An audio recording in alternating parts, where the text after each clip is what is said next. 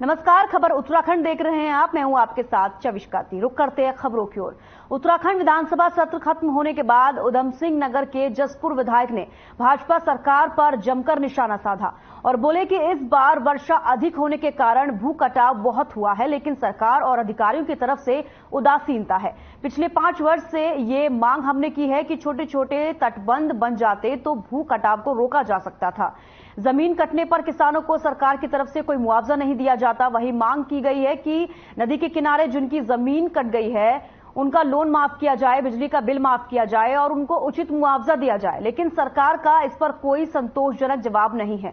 वहीं बिजली कटौती मांग को भी रखा गया है, लेकिन सरकार की तरफ से कोई संतोषजनक जवाब नहीं दिया गया। विधायक बोले कि सरकार सिर्फ जनता को गुमराह करने का काम कर रही है।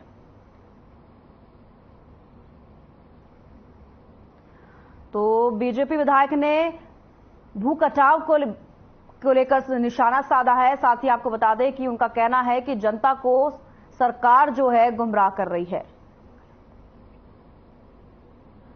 तो आपको बता दें कि विधायक ने बीजेपी पर निशाना साधा है, क्योंकि उनका कहना है कि सरकार जो है भू कटाव को लेकर लोगों के साथ अन्याय करती हुई नजर आ रही है, जनता को गुमराह कर रही है और उसको लेकर लगातार बयानबाजी भी देखने को मिल रही है।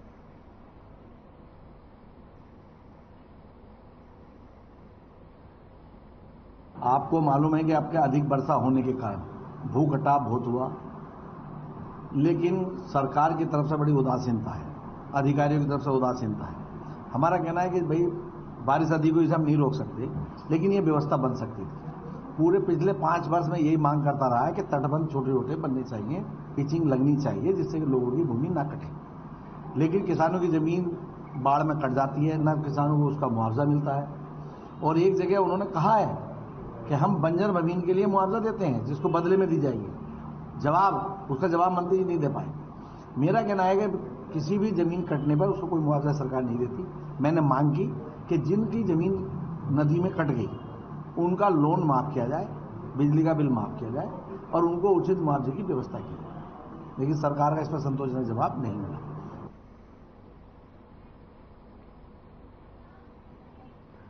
रुड़की में गंगा नहर किनारे स्थित प्रशासनिक भवन में राष्ट्रीय लोकदल ने प्रेस वार्ता का आयोजन किया और इस प्रेस वार्ता में आपको बता दें कि रुड़की में गंगा नहर किनारे स्थित प्रशासनिक भवन में राष्ट्रीय लोकदल ने प्रेस वार्ता का आयोजन किया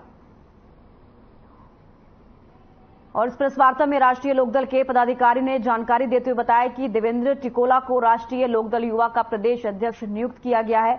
इसके साथ ही आने वाले निकाय चुनाव और लोकसभा चुनाव को लेकर भी तैयारियां की जा रही हैं। राष्ट्रीय लोकदल युवा के नवनियुक्त प्रदेश अध्यक्ष देवेंद्र टिकोला ने बातचीत में बताया कि लोकसभा चुनाव में गठबंधन के अनुसार जो भी सिम दिए जाएंगे उन पर मजबूती के साथ चुनाव लड़ा जाएगा और निकाय चुनाव में भी पार्टी की ओर से पूरी तैयारी की जा रही है। निकाय चुनाव भी पूरी तैयारी के साथ लड़ा जाएगा। इस मौके पर बड़ी संख्या में राष्ट्रीय लोकदल के पदाधिकारी और कार्यकर्ता मौजूद रहे।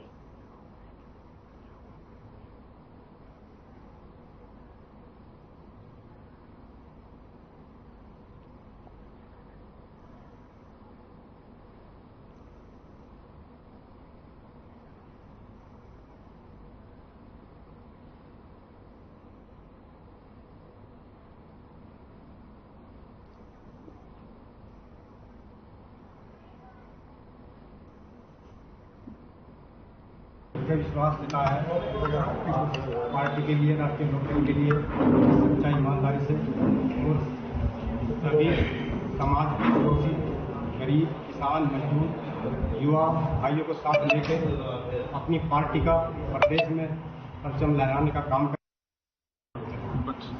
जो किसानों की आप बात कर रहे हैं, किसान के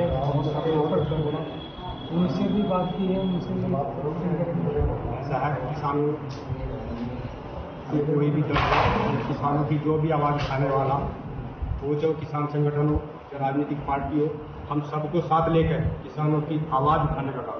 अच्छा, युवा हो आप, युवाओं की बेरोजगारी का मुद्दा बहुत गरमाया रहता है। युवाओं की बेरोजगारी का मुद्दा बहुत गरमाया रहता है। चाहे कोई भी सरकार आई हो, यहाँ तो सरकारों में सिर्फ जो भी सरकार बनी, कोई नेता बना, उन्होंने सबने अपनी जेब भरने का काम किया है। महीने हो गए लगातार हो रही है और किसान जो प्लेन का है वो बिल्कुल चौपट हो गया, उसकी फसलें डूब गई, गन्ने खत्म हो गए, गेहूं धान खत्म हो गए, उड़द खत्म हो गए, जो साग सब्जियां थी वो खत्म हो गई, तो वो पिस गया बुरी तरीके से। और कोई भी सरकार उसकी बात नहीं करने के लिए तैयार नहीं है। यहाँ की सरकार सोई हुई है। उस मुद्दे को हम सबसे पहले उठाएंगे कि उन किसानों के घर में चिराग जलाने के लिए पैसे नहीं है, खाना बनाने के लिए पैसे नहीं है, सिलेंडर के लिए पैसे नहीं है, तो क्या करेगा? आत्महत्या करेंगे किसान। तो हमारी सबसे पहला मुद्दा यही कि हम किसानों की मांग को लेकर सरकार के विरुद्ध जाए। लोकसभा और निकाय चुनाव को लेकर क्या देखिए, लोकसभा तो हमारा केंद्रीय नेतृत्व के हाथ में है। अगर हमें सीट मिलेंगी तो हम लड़ेंगे पूरी ताकत से, और नहीं मिलेगी तब भी कोई बात नहीं। जिन्हें गठबंधन होगा उन्हें लड़ाया जाएगा, और निकाय चुनाव हम यह पूरी ताकत से लड़ेंगे।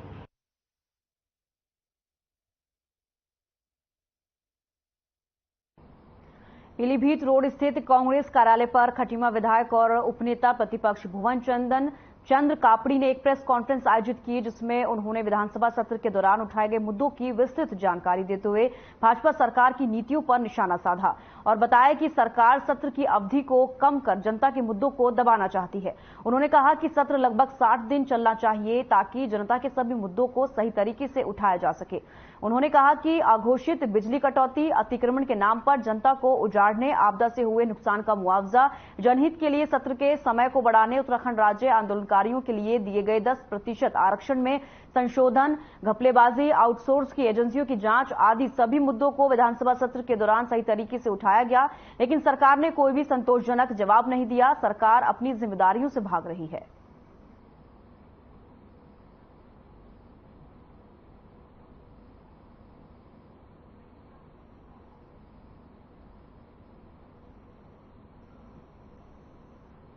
जो भी परीक्षा कराता है वो राज्य की अधीन की सेवा है, उनके अंदर का इसे लेना चाहिए।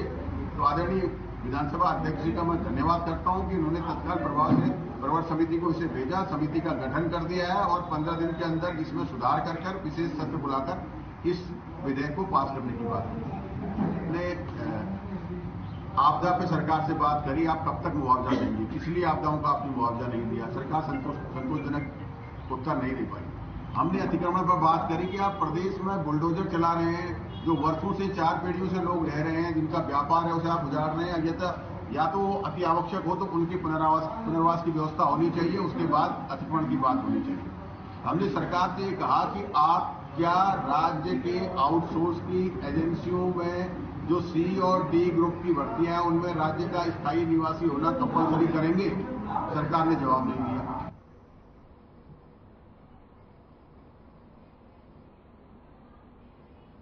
रुड़की में गंग नहर किनारे स्थित प्रशासनिक भवन में भारतीय किसान यूनियन रोड ने एक बैठक का आयोजन किया। वहीं इस बैठक में भारतीय किसान यूनियन रोड के राष्ट्रीय अध्यक्ष पदम सिंह रोड के नेतृत्व में 26 सितंबर को ट्रैक्टर महारैली बुलाने का ऐलान किया गया, जिसमें हजारों की संख्या में किसानों के पहुंचने की उम्मीद की जा रही है। वहीं पदम सिंह ने कहा कि किसान बरसात के कारण बर्बाद हो चुके हैं, उनकी फसल पूरी तरह से खराब हो चुकी है, लेकिन सरकार उचित मुआवजा नहीं दे रही, जिसके चलते 26 सितंबर को ट्रैक्टर महारैली बुलाने का ऐलान किया है। वहीं इस बैठक में बड़ी संख्या में भारतीय किसान यूनियन रोड के पदाधिकारी और कार्यकर्ता शामिल रहे।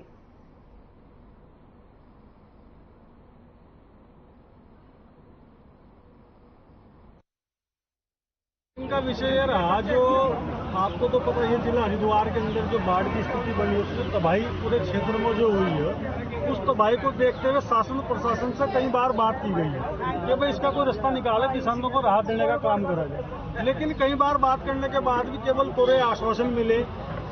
एक बार एसडीएम साहब ने कहा कि साहब 2500 रुपये बीघा का मुआवजा दे रहे, लेकिन जब हम इधर क्षेत्र में गए, घाट क्षेत्र में गए, तो पता लगा कि साहब 300 रुपये का मुआवजा उन लोगों को मिला। तो अध्यक्ष जी के नेतृत्व में ये बात आज बैठकर तय हुई कि शासन प्रशासन की वैसा आंख खुलने वाली नहीं है।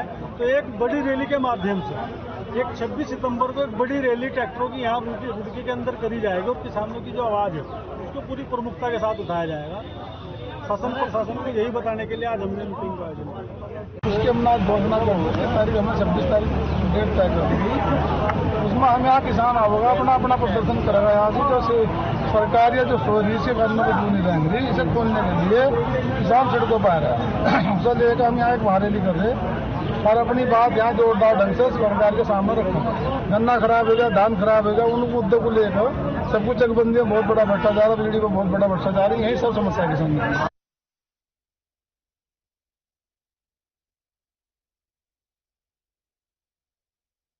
जिलाधिकारी देहरादून सोनिका ने कचहरी परिसर स्थित ऋषिपर्णा सभागार में जनता दरबार लगाया, जिसमें 97 जन शिकायतों का उनकी तरफ से निस्तारण किया गया। जिलाधिकारी ने कहा कि सबसे ज्यादा शिकायत जमीनी विवाद और सीनियर सिटीजन के साथ हो रहे घरेलू हिंसा के मामलों की थी, जिस पर अधिकारियों को शिकायतों का निस्तारण करने के लिए निर्देश दिए गए। और इसके अलावा मानसून सीजन के अंतिम चरण में आपदा से हुए नुकसान पर नियम के अनुसार कार्य करने के लिए भी अधिकारियों को निर्देश दिए गए।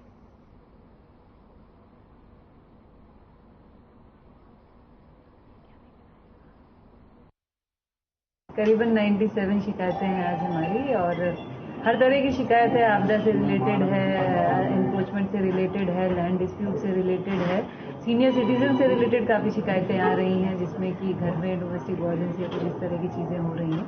तो सभी चीज़ों को सभी अधिकारियों को इंस्ट्रक्शन दिए गए हैं कि तत्काल जो जल्दी से निस्तारित हो सकती है इमीडिएटली उनको इमीडिएटली कर लें, और जो थोड़े से लैंड डिस्प्यूट रिलेटेड हैं उनको तरीके से देख के तत्काल निस्तारित करें।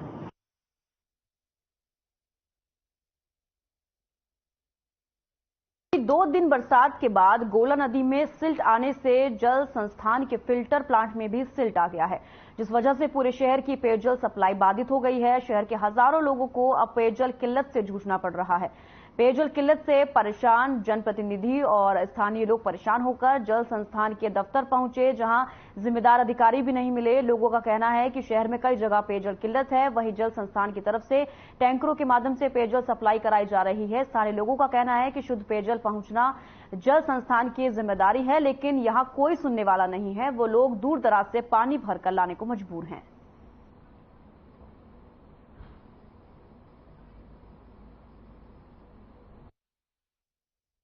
पानी की बहुत ज़्यादा समस्या हो रही है। रात तो चलो बारिश की वजह से सिल्ट आ गई, पानी नहीं आया, लेकिन उससे पहले भी गांधीनगर में पानी की समस्या लगातार बनी हुई है।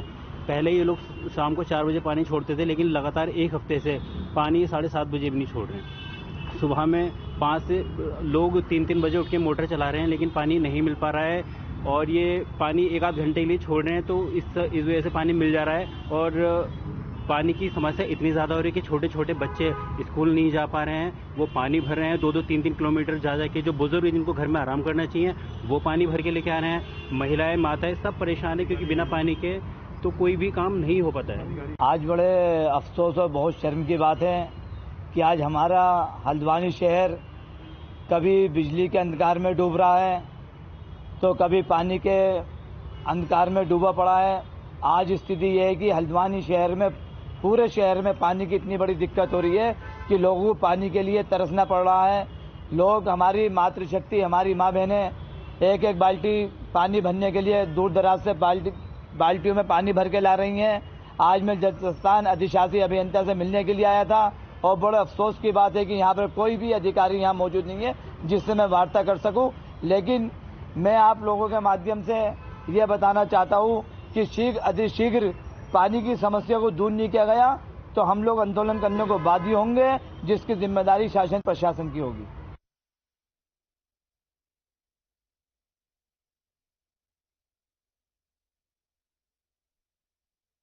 रोगों में एकाएक बढ़ोतरी हुई है। जहां डेंगू ने अपने पैर पसार लिए हैं, तो वहीं अन्य संक्रामक बीमारियां भी तेजी से फैल रही हैं।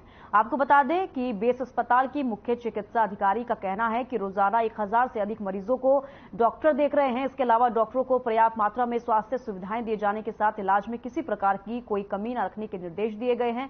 साथ ही डेंगू के लिए जन जागरूकता अभियान के साथ साथ प्लेटलेट्स की कमी न हो, इसके लिए ब्लड बैंक सहित अन्य माध्यमों से भी निरंतर संपर्क बनाकर मरीजों का बेहतर उपचार किया जा रहा है।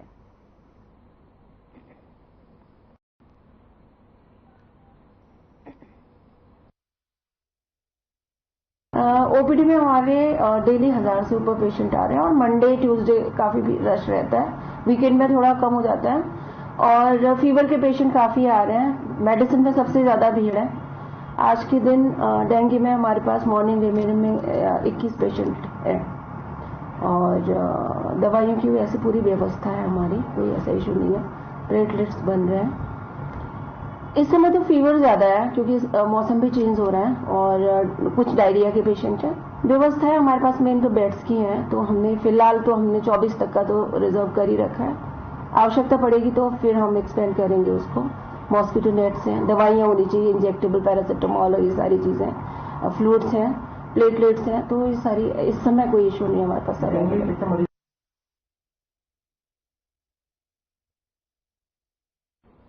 हरिद्वार के बैरागी कैंप क्षेत्र में उस वक्त सनसनी फैल गई जब निजी आश्रम में बुजुर्ग अशोक चड्ढा का शव लहूलुहान हालत में मिला है।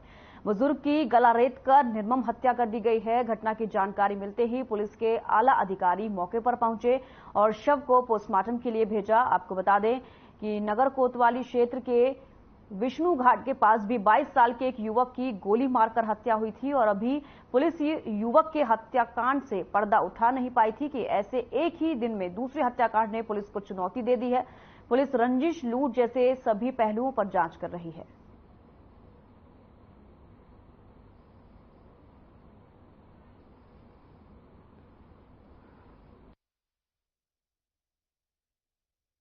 थाना क्षेत्र के बैरागी कैंप एरिया है। यहाँ पर डॉक्टर अशोक चड्ढा जी रहते थे। यहाँ बीच बीच में आते थे, इनका आवास अन्य जगह भी है। यहाँ पर सुबह आ जाते थे और जनरली शाम को अपने घर वापस चले आते थे, क्योंकि आवास यहाँ पर भी है।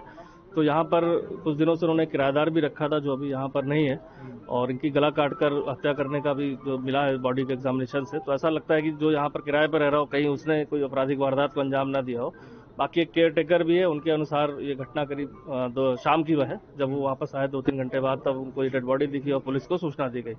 तो अभी संदिग्धता के आधार पर जो किराएदार रहा हो, किन परिस्थितियों में यहाँ नहीं है या पहले छोड़ के चला गया जैसा इनका कहना है कि उसको जाना था, और या अन्य किसी ने आकर कोई वारदात करी, तो सभी पहलुओं पर इसमें जांच की जा रही है। और जो परिजन है उनसे भी जानकारी की जा रही है, क्योंकि अभी मौका घटनास्थल का निरीक्षण हुआ है। तो मुझे लगता है कि कहीं ना कहीं इसमें जो नोन आदमी था कोई घर का, जिनको पता था, वो इस समय यहाँ आते और जाते हैं। लेकिन अभी तक कोई व्यक्तिगत रंजिश या कोई ऐसी बात प्रकाश में नहीं आई।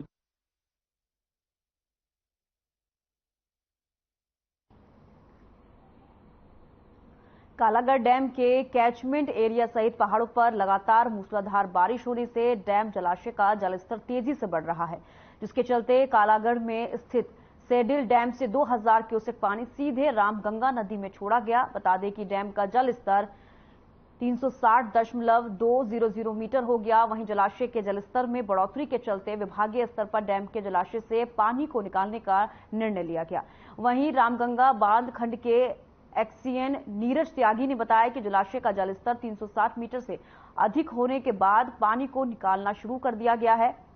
और वहीं पानी की आमद के मुताबिक पानी की निकासी घटाई अथवा बढ़ाई जा सकती है।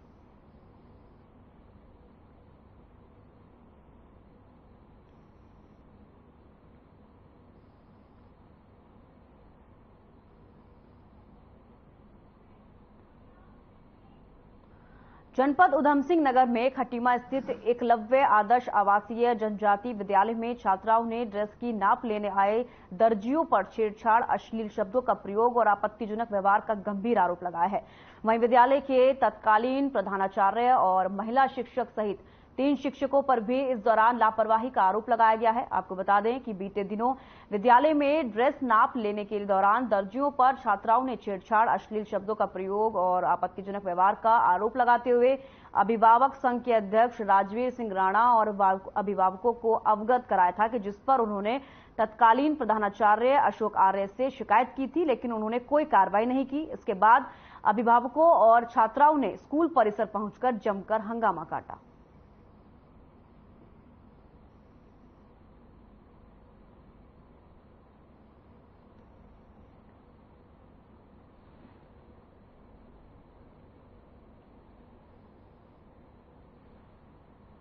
क्योंकि यूनिफॉर्म को मेजरमेंट करने के लिए उस टाइप का जो हमारे प्रधानाचार्य थे उनके द्वारा बताया गया था। मैंने तो आज ही कार्रवाई नहीं किया है। उसमें आरोप ये लगा है कि संबंधित मेजरमेंट करने वाले दर्जियों के द्वारा लड़कियों का मेजरमेंट किया गया, जिसमें लड़कियों के द्वारा आपत्ति की कि उनके द्वारा ठीक से मेजरमेंट नहीं किया गया और आपत्तिजनक मेजरमेंट किया गया। इस पर कुछ शिक्षक उपस्थित थे, उन शिक्षकों के द्वारा आपत्ति नहीं की ऐसी स्थिति में FIR अभिभावकों के द्वारा की गई, जिसमें उन शिक्षकों को जो शिक्षक उपस्थित थे उन शिक्षकों को एवं जो मैनेजमेंट करने वाले थे जर्जी थे उनको अरेस्ट कर लिया गया है। हमने पूरा पेपर बनाकर निदेशालय भेज दिया है ताकि उन शिक्षकों के खिलाफ आवश्यक कार्रवाई हो सके।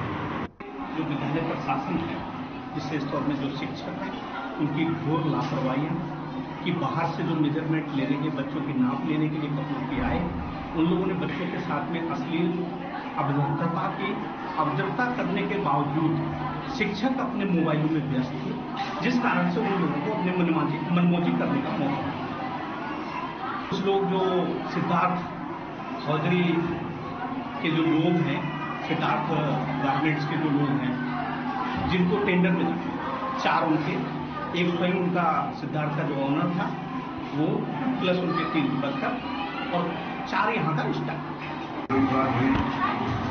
जिलाधिकारी घटना से बात हुई, हमारे कहना है जो दोषी है उनके खिलाफ कड़ी कार्रवाई होनी चाहिए। आवासीय विद्यालय हैं, हमारी छोटी छोटी बच्चियां यहाँ पढ़ती हैं, अगर ऐसी घटनाएं अगर प्रकाश में आ रही है तो ये बड़े हमें इसे गंभीरता से लेकर इस पर कठोर कार्रवाई करनी चाहिए। आने वाले समय में भी स्कूल प्रशासन की एक बड़ी जिम्मेदारी बन जाती है कि ऐसी घटनाओं की पुनरावृत्ति यहाँ पर नहीं है। तो हम सभी लोग यहाँ आए और सब यही कह रहे हैं कठोर कार्रवाई दोषियों के खिलाफ। विद्यालय में कुछ 22 तारीख की बात है, जिसमें कुछ टेलर्स यहाँ पर आए थे और यूनिफॉर्म की सिलाई के वो मेजरमेंट लेते हैं छात्राओं की, और उसमें उनके द्वारा बदतमीजी की गई, ऐसा आरोप यहाँ के विद्यार्थियों द्वारा लगाया गया और उनके अभिभावकों द्वारा भी लगाया गया। तो आज इसके सिलसिले में हम यहाँ जांच में आए थे, तो अभिभावकों का कहना है कि यहाँ पर जो 3 टेलर आए थे उनके द्वारा इन छात्राओं के साथ अभद्रता की गई थी, और साथ ही एक 2-3 टीचर भी हैं जिनके द्वारा इनको मतलब इनकी शिकायत की गई कि ये लोग अभद्रता करें, उनके द्वारा कोई कार्रवाई नहीं की गई। तो अभी प्रिंसिपल साहब जो आज ही इन्होंने ज्वाइन किया, उनके समक्ष हमने बात को रखा और इसमें देखा गया कि ये कहीं ना कहीं ये जो कोटेशन हुए हैं इसकी, उसके कोटेशन का ना तो कोई अप्रूवल है। ये जांच का विषय, हम इसमें अब फर्दर जांच करेंगे, लेकिन फिलहाल हमने इन 3 दर्जियों को और जो 3 टीचर्स हैं इनको पुलिस के हवाले कर दिया है। नगर निगम क्षेत्र के अंतर्गत शिवाजी नगर के घर की रसोई में किंग कोबरा सांप दिखाई देने से हड़कंप मच गया। रसोई में काम कर रही महिलाओं ने किसी तरह भागकर अपनी जान बचाई। जानकारी के मुताबिक वन विभाग की टीम ने करीब 2 घंटे की मशक्कत के बाद किंग कोबरा सांप को रेस्क्यू कर जंगल में छोड़ दिया है। वहीं वन कर्मचारी कमल राजपूत ने बताया कि ज्यादातर ये सांप इस इलाके में नहीं दिखाई देता है, लेकिन उमस और गर्मी की वजह से ये सांप किसी तरह जंगल से भटक कर रिहायशी इलाके में पहुंचा है। गनीमत रही कि सांप ने किसी को काटा नहीं तो उसकी जान को बचाना भारी पड़ता।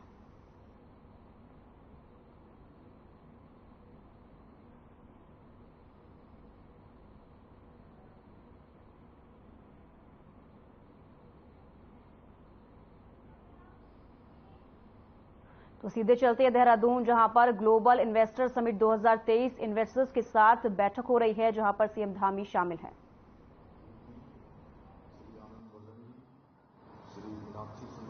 श्री पांडे जी एवं यहाँ पर आए हुए हमारे रेरा के चेयरमैन श्री पवार जी और सभी हमारे सभी वरिष्ठ महानुभावों में एक का नाम लूंगा तो बड़ा लंबा हो जाएगा, क्योंकि आपसे मैं बहुत लोगों को जानता हूँ, उधर से एक साथ कई सारे लोगों को मैं जानता हूँ, लेकिन मैं सभी को एक साथ संबोधित करता हूँ। जैसे कहते हैं क्यों टीटू भैया, मेष राशि से लेकर मीन राशि तक सभी उपस्थित हमारे विभिन्न समूह के सभी आए हुए अतिथिगण, मैं सबसे पहले तो आप सभी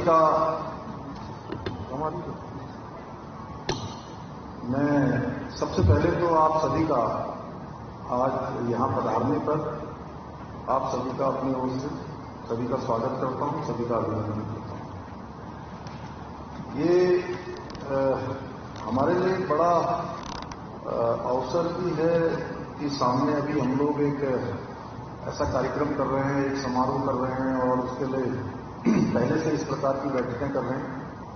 उसमें आप सभी लोगों ने बहुत अच्छे अच्छे सुझाव दिए। मेरा तो मन था कि ये सुझाव का समय थोड़ा और बड़ा होता तो अच्छा होता, लेकिन आज चूंकि मुझे भी आज 11 बजे पहुंचना था, लेकिन खबर उत्तराखंड में फिलहाल इतना ही। दीजिए इजाजत, नमस्कार।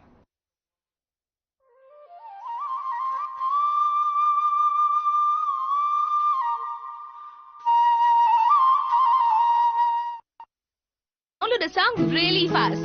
I can make